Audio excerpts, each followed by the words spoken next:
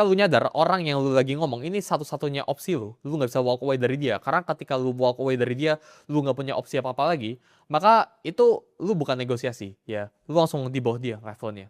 Punya banyak alternatif, ya itu bukan arogan. Punya banyak alternatif itu perlindungan buat diri kalian sendiri. Pelajaran yang keempat, ya, never ask first, ya. Ini ada satu quote yang lumayan menarik, ya.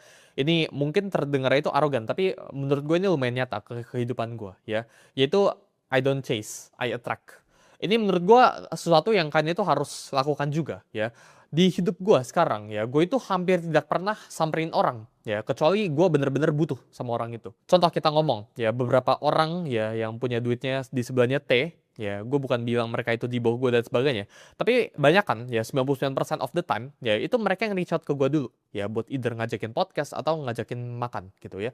Sangat jarang untuk gue itu datengin ke mereka, ya, gue bisa gak networking sama lo, gitu ya. Atau enggak pekerjaan, ya, simple. Ya, itu dari sisi networking tadi, dari sisi pekerjaan. Pekerjaan itu gue nggak pernah tanya ke orang, ada pekerjaan atau enggak. Ya, yang gue lakukan itu pekerjaan itu yang datang ke gue. Dan ini kondisi yang kalian itu harus bikin dalam hidup kalian. Jadi fungsinya kondisi ini tuh apa?